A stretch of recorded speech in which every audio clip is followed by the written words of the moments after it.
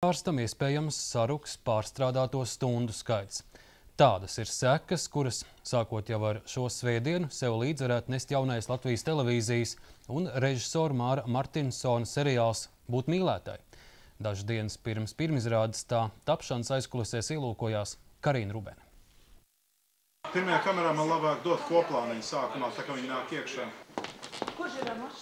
Es noliku ielas otrā pusē, tā melnā Mazda. Kāds mirst? Drosmīga ar saviem principiem sieviete, kura nepadodas. Tāda ir seriāla Būt mīlētāji galvenā varone Ieva. Šajā laikā tās vērtības mums ir tā sajukušas. Viņi ir dakteri tomēr, jā. Un, lai arī ar kļūdām, lai arī brīžām ne tā, viņi tomēr, tā viņas sirds ir gatava palīdzēt. Un viņi kaut kā ir spējīgi izjust taisnību un netaisnību.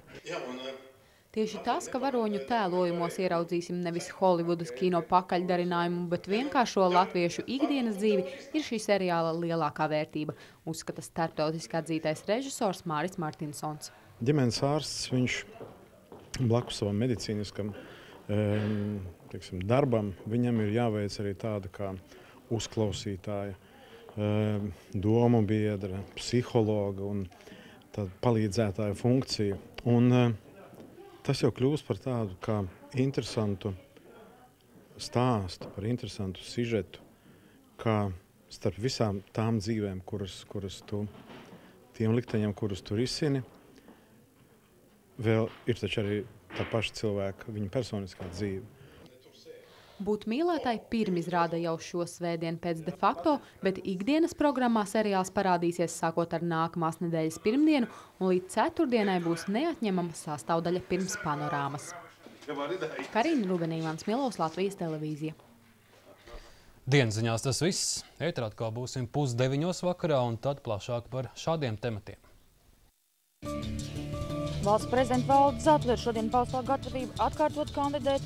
Vēl nav sadzirdējis nevienu no Saeimas frakcijām. Šovakar panorāmā skaidrosim, kādas ir Zatlera izredzes atkārtot tikt ievēlētam prezidenta amatā.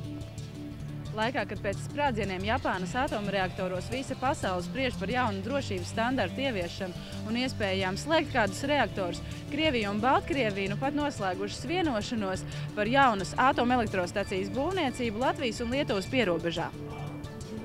16. marts leģionāra atceres diena aizvadīja tāpat kā parasti. Pilna Rīga policistu brīvības pieminekļa pakājē, daudz sarkan-baltsarkanu karogu un savstarpēju apvainojumu. Vienīgi atšķirībā no citiem gadiem apmeklētāji šoreiz ir krietni vairāk. 1. maijā, kad tiks atvērts Vācijas darba tirgus, aizbraukt gribētājiem ar darba sparu vien būs par maz. Šovakar stāstīsim, kā pieaugusi interese par vācu valodas apguvi. Tūlīt laika prognoze. Uz tikšanos!